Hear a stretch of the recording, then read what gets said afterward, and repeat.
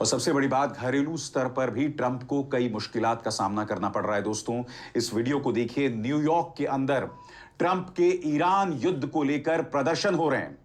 लोग सड़कों पर उतर रहे हैं और ट्रंप के खिलाफ नारेबाजी कर रहे हैं और कह रहे हैं इस जंग को रोको। देखिए किस तरह की नारेबाजी हो रही है।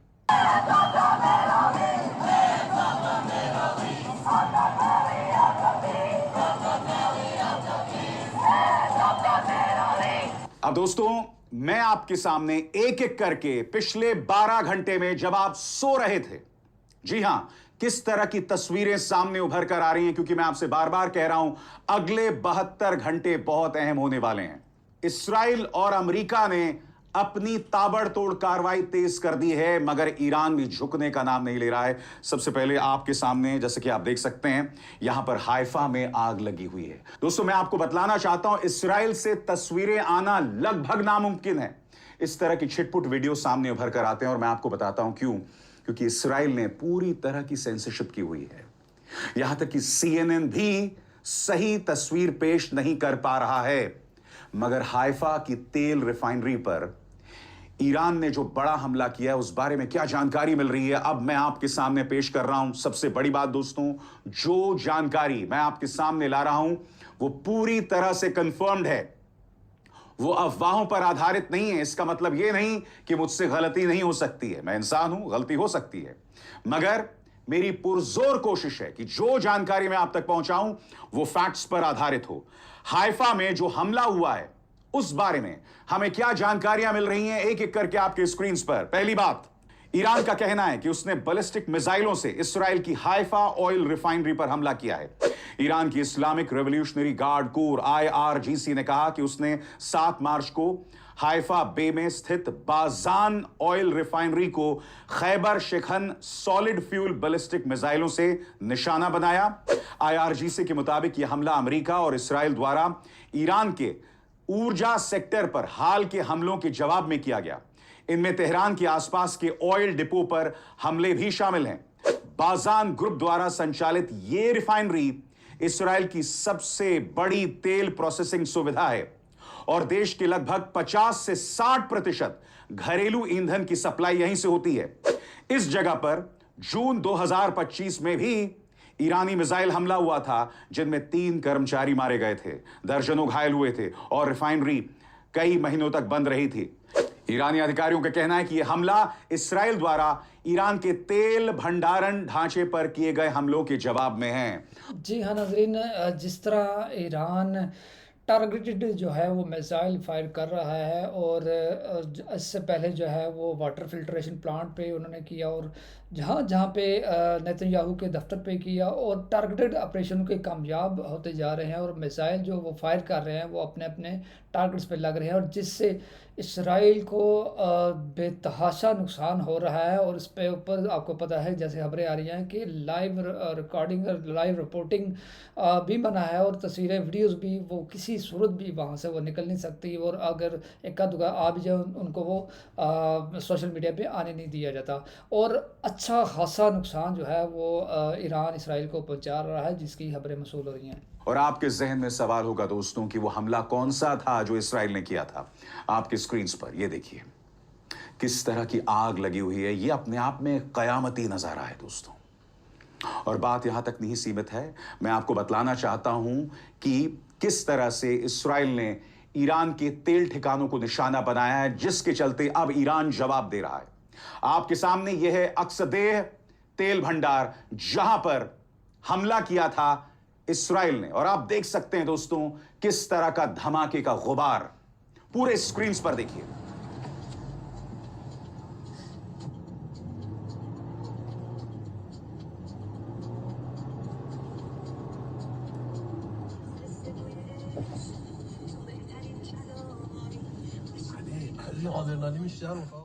धमाके का गुबार आपके स्क्रीन पर। और इसराइल ने अक्सदेह तेल ठिकाने पर हमला किया था, जिसके जवाब में अब जो है ईरान हाइफा बे के तेल ठिकानों पर प्रहार कर रहा है।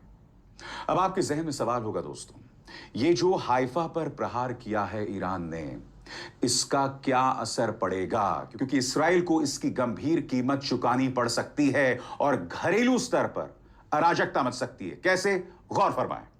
अगर हाइफा रिफाइनरी बंद हो गई तो इसराइल की फ्यूल सप्लाई पर काफी दबाव पड़ता है, लेकिन इसका मतलब यह नहीं कि देश तुरंत ईंधन खत्म होने की स्थिति में आ जाएगा। असली खतरे में है कीमतें बढ़ना, सप्लाई में लॉजिस्टिकल दिक्कतें और अगर लंबा युद्ध चला तो ज्यादा कमजोरी। हाइफा की असली अहमियत क्या है, इस पर गौर फरमाएं। हाइफा बाजान रिफाइनरी इसराइल की सबसे बड़ी रिफाइनरी है, जिसकी क्षमता लगभग 1,97,000 बैरल प्रति दिन है। दूसरी रिफाइनरी अशदोद की क्षमता लगभग 80 से 1,10,000 बैरल प्रतिदिन है। यानी हाइफा अकेली ही देश की कुल रिफाइनिंग क्षमता का आधे से ज्यादा हिस्सा संभालती है। युद्ध से पहले आमतौर पर देश के लगभग 60 से 65% डीजल की सप्लाई हाइफा से होती थी और इसके अलावा 45 से 50% पेट्रोल गैसोलीन भी यहीं से आता है। ऐसे में आप अंदाजा लगा सकते हैं अगर हाइफा बंद हो जाता है तो इसराइल को कितनी दिक्कत होगी। गौर फरमाएं, जब हाइफा बंद हो जाता है तो क्या होता है। 2025 के हमले के बाद जो हुआ उससे एक अंदाजा मिलता है। जब हाइफा बंद हुआ और अशदोद भी मेंटेनेंस में था, तब कुछ समय के लिए इसराइल के पास कोई चालू रिफाइनरी नहीं थी। तब उसे लगभग पूरा ईंधन इंपोर्ट करना पड़ा। और किन देशों से उसने ईंधन उस वक्त 2025 में मंगवाया था, आपके स्क्रीन पर साइप्रस, रूस, मिस्र, पुर्तगाल, ग्रीस, अमेरिका और फ्रांस। बड़ा प्रश्न, क्या इस बार रूस उसे तेल देगा? यह अपने आप में बहुत अहम बात बन जाती है। तो एक तरह से देखा जा सकता है दोस्तों, दोनों देश एक दूसरे के तेल ठिकानों पर हमला कर रहे हैं। ईरान का कहना है कि हमने इसलिए हाइफा पर हमला किया क्योंकि इसराइल ने हमारी सड़कों पर आग लगा दी, जैसा कि आप इस वक्त देख रहे हैं। सबसे बड़ी बात, ईरान इस वक्त कुवैत में भी होटल्स पर हमला कर रहा है। जैसा कि आप देख सकते हैं दोस्तों, यह है कुवैत के एक होटल का नजारा। क्यों? क्योंकि बताया जा रहा है कि इन होटल के कुछ कमरों में अमेरिकी सैनिक थे, इसलिए कुवैत की होटल पर हमला किया जा रहा है। और याद कीजिएगा, यही नजारा मैंने आपको 2 दिन पहले भी दिखाया था, यानी कि दूसरे देशों के होटल्स पर इंटेलिजेंस शेयरिंग के चलते ईरान लगातार हमला कर रहा है। और आपके जहन में सवाल होगा कि ईरान को यह जानकारी कहां से मिल रही है। और मैंने आपको इसी मंच पर बताया था कि रूस एक तरह से इस युद्ध में शामिल हो गया है और वो इंटेलिजेंस शेयरिंग सैटेलाइट इमेजरी के जरिए ईरान की पूरी मदद कर रहा है। इसलिए ईरान को पता है कि किस होटल के किस कमरे में कौन सा अमेरिकी सैनिक छिपा हुआ है। मगर इसराइल भी अपनी तरफ से बड़े हमले कर रहा है और सिर्फ ईरान पर नहीं। आप देख सकते हैं, बेरूत की एक होटल पर हमला किया गया है क्योंकि इसराइल का मानना था कि यहां पर हिजबुल्लाह के लड़ाके जो हैं वो शरण लिए हुए थे। इस खबर में आप देख सकते हैं, रमादा होटल है बेरूत की, ये वहां का सबसे बड़ा लैंडमार्क है और यहां पर हमला किया गया था क्योंकि कहीं ना कहीं इसराइल को पता था कि इनमें से कुछ कमरों में हिजबुल्लाह के लड़ाके हो सकते हैं। इसके अलावा मैं आपको एक और अहम वीडियो दिखाना चाहता हूं दोस्तों। ड्रॉप साइट के मुताबिक यहां कुछ अमरीकी अली अल सालेम बेस में, कुवैत के अली अल सालेम बेस की तस्वीरें ले रहे हैं। वहां पर हमला किया था ईरान ने और बताया जा रहा है कि ईरान ने यहां के रडार सिस्टम्स को निशाना बनाया था और यहां पर जो पेट्रियट के सिस्टम्स हैं, थर्ड मिसाइल सिस्टम्स हैं, उन्हें निशाना बनाया गया था। याद कीजिएगा, कल ही मैंने आपको अपने इस मंच पर बताया था कि किस तरह से ईरान ने अमेरिका के 2 थर्ड मिसाइल सिस्टम्स को तबाह कर दिया था। मगर जैसा कि मैं आपको लगातार बता रहा हूं, ईरान की जंग बहुत कठिन है। उसका मुकाबला 2 महाशक्तियों से हो रहा है और आज दुनिया के सामने यह तस्वीर साफ है। आप जानते हैं दोस्तों, एप्स्टीन फाइल्स में डोनाल्ड ट्रंप के बारे में अभी क्या बात सामने उभर कर आई है कि डोनाल्ड ट्रंप ने 15 साल की एक लड़की के साथ, एक नाबालिग लड़की के साथ बलात्कार करने की कोशिश की थी और जब उस लड़की ने मना किया तो उसकी बाल पकड़कर पिटाई की थी। जाहिर सी बात है, ट्रंप इसे इनकार करते हैं। तो दुनिया देख रही है कि एक तरफ हैं ट्रंप, जिनका नाम सीधे तौर पर एप्स्टीन फाइल्स में है, एक तरफ हैं नेतन्याहू जो एक वॉर क्रिमिनल हैं, और ये मेरी शब्दावली नहीं है, इंटरनेशनल कोर्ट ऑफ जस्टिस में उन्हें एक वॉर क्रिमिनल का दर्जा दिया गया है। और दूसरी तरफ है ईरान, वो ईरान जो अमेरिकी शर्तों पर राजी हो गया था, बातचीत कर रहा था, और उस बातचीत के बावजूद उस पर हमला होता है, सुप्रीम लीडर खामेनी को मौत के घाट उतार दिया जाता है। दुनिया ये सब देख रही है। दोस्तों, मैं आपको बतलाना चाहता हूं कि इस्राएल के अंदर किस तरह की तबाही मच रही है, उस तरह की खबरें लाना नामुमकिन हो रहा है। जैसे मैंने बताया, इस्राएल ने सेंसरशिप कर रखी है।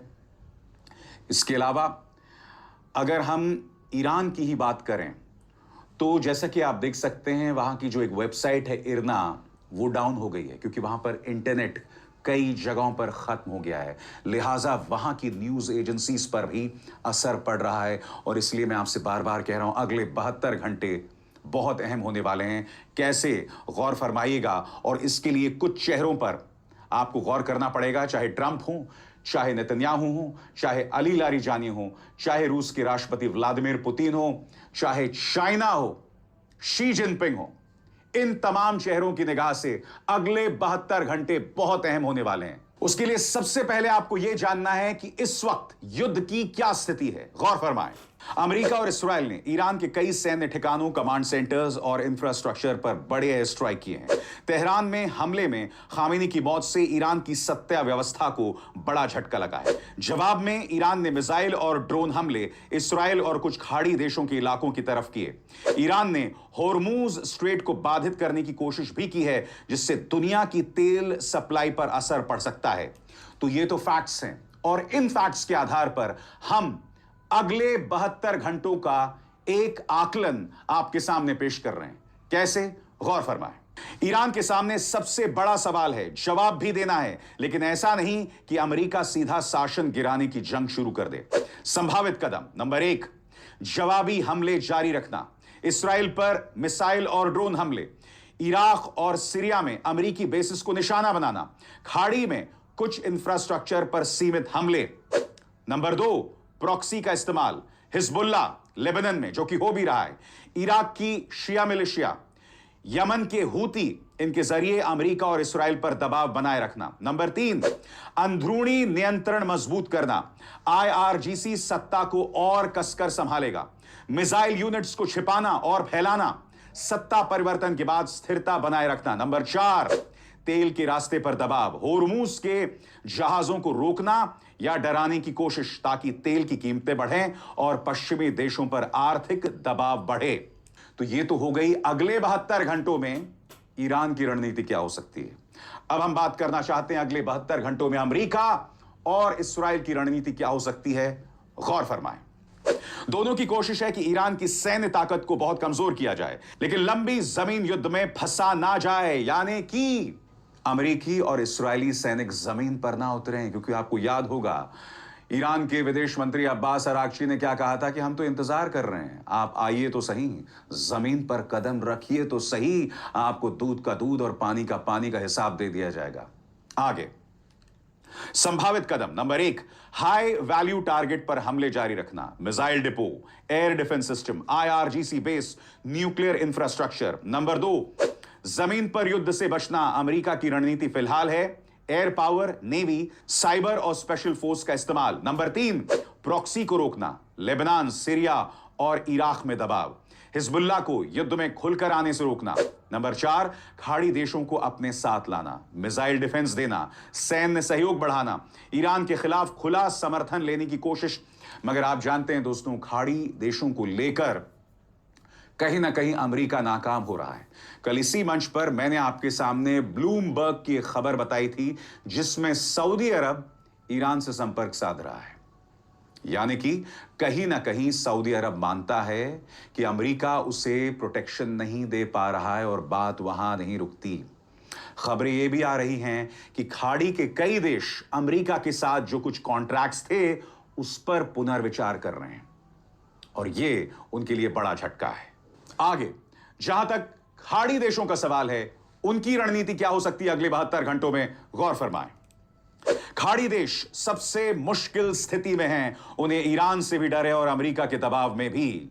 सऊदी अरब की बात करें तो हाई अलर्ट, अमेरिका को चुपचाप समर्थन दे सकता है, लेकिन खुली जंग से बचना चाहता है। यूएई की बात करें तो ईरान के हमलों की कड़ी निंदा, एयर डिफेंस सिस्टम पूरी तरह सक्रिय, अमेरिका के साथ काफी करीबी तालमेल। कतर की बात करें तो थोड़ा संतुलन रखने की कोशिश, लेकिन अगर एलएनजी या शहरों पर हमला बढ़ा तो सख्त रुख अपनाया जा सकता है।